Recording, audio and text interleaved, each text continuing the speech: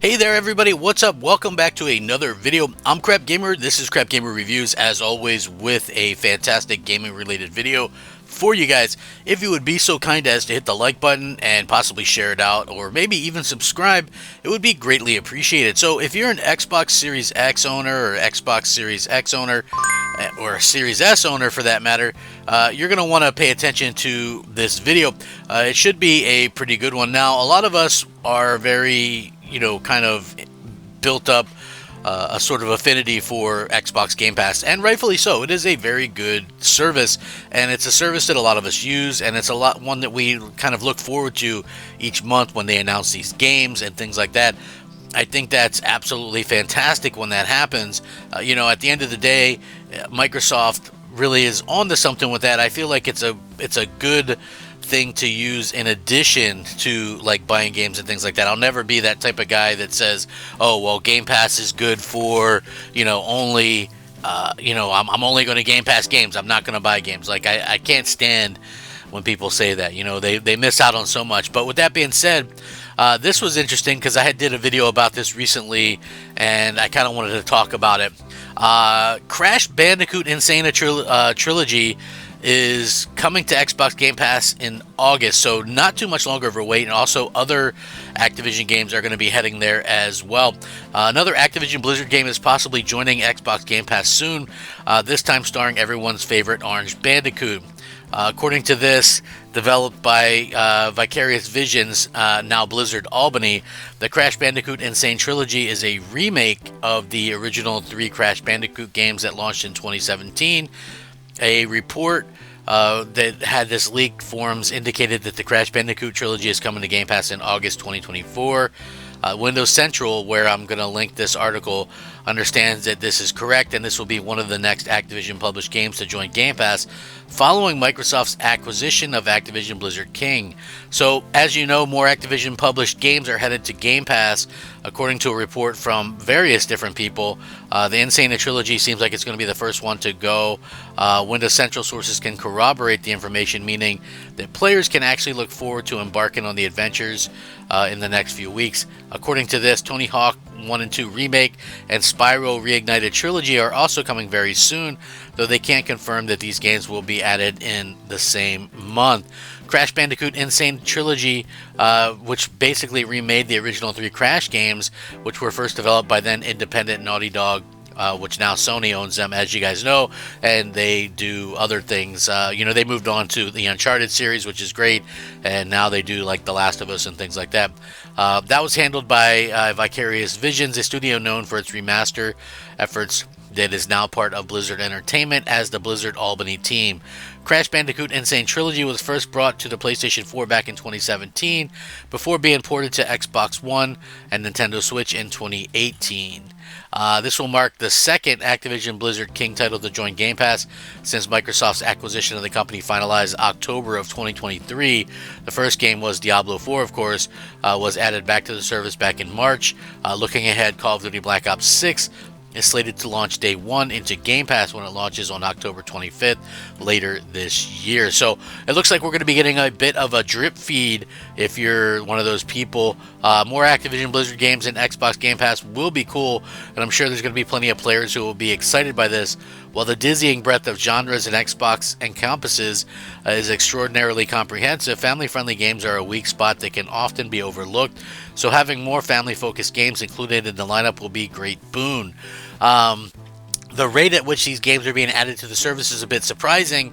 I understand that Microsoft doesn't want to simply have one massive wave where everything is added and that's it, but still, I'm sure myself and many others assumed that we would be getting, more than this, especially since we're coming on a year of the acquisition of Activision. You would figure that we would be getting more. So, again, I've mentioned this numerous times. They did a big swath of releases when they bought out ZeniMax. It was like a big bunch of releases actually went to Game Pass, and I thought that was pretty cool, the way that they did it. I'm not saying that I think they should put everything in at one time, because I think that would be overkill, but I think that keeping people informed and keeping people up to date as to what's going on would definitely be something that makes it worthwhile for fans.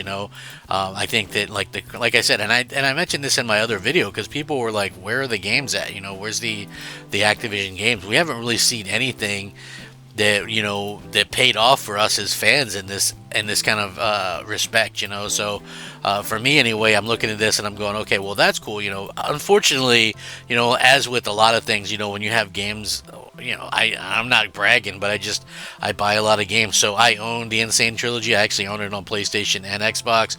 I also own Crash Bandicoot 4, which is on both. I also own the Spyro trilogy. So it kind of is what it is with that. I also own Tony Hawk remakes 1 and 2 on both platforms. So, it doesn't really necessarily do me any good, but, at the end of the day, I feel like, I'm sure that there's a lot of people out there that are going to look forward to this and enjoy being able to play these games. And they're really good games, that's the thing, I know Activision kind of got into this weird situation where they realistically only cared about Call of Duty, which I feel is really stupid because there's more to life than Call of Duty. And I feel like not just that, but I also feel like in general, some of these games have really kind of killed, the industry in such a way that if you're not making Call of Duty type sales, if you're not making Call of Duty type numbers or whatever, then people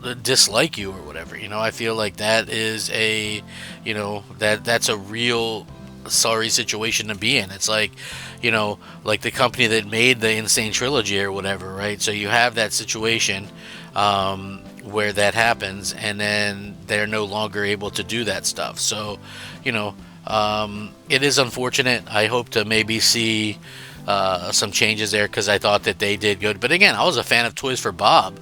I thought what Toys for Bob did was pretty kick-ass. And I guess, now they're independent or whatever and probably working on something new or whatever. But, at the end of the day, I would have rather seen them maybe work on something for Microsoft, like a new Banjo-Kazooie or something. It's like, yeah, there's a lack of actual family-friendly titles, right? But Microsoft happens to own Rare, who did multiple family-friendly titles. They could do Cameo or Viva Pinata, it doesn't even have to be Rare. Just have like somebody or a few people oversee it from somebody else. But it's just like so frustrating that they have this company that did these things, right? That did Banjo-Kazooie, and obviously Conker's not family-friendly, but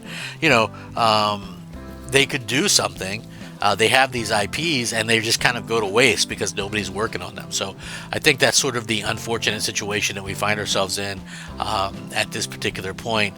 I hope anyway that things can kind of be worked out with it, but who knows? I never really have a firm grasp or idea that when this stuff happens. So we'll wait and see what happens. But I hope Microsoft gets everything worked out. I would love to see pretty much everything. Hopefully we're going to be getting those Transformers games and things like that put back into Game Pass, because I think that would be pretty awesome. And for me personally, I think that would be like the top of the thing, where you could get like the Transformers games, maybe the Deadpool game, some of these games that aren't back with, like, I get that it's tough work to probably get the licensing or whatever, but I think that it would be worth it, and you would have people be in a much more happy state if you were able to kind of accomplish that. So hopefully that's what we can see before too long. I personally would love to absolutely see that happen. I'm sure some of you guys would too, like I said, there's a lot of gaming history. I know people go, oh, well, we move on to better things. Just because you move on to newer things doesn't necessarily mean that it's a better thing, right? I'm just being honest. At the end of the day, I miss a lot of the things that we don't do. Like, people might take for granted and go, oh, well, we can watch whatever movie we want now, or blah, blah, blah, stream it or whatever. I miss going to a Blockbuster on a Friday night and, buying a box of Raisinets and, renting up movies. I miss that. I don't feel like what we're doing now is better than that. I feel like it's lazier than that. I feel like that with a lot of things. I collect vinyl records. I don't have a huge collection of those, but I love that. It's like things, just because you can stream some music, and I'll tell you what, vinyl records sound better than anything you can get streamed music wise, 100%. You guys can check into that. And you got this great cover art on these albums and stuff, right? And you could frame those and hang them. They look amazing, and we've gone completely away from having tangible things. It's ridiculous. Anyway, let me know what you guys think. I will link this, of course, in the description below. Rack 'em up.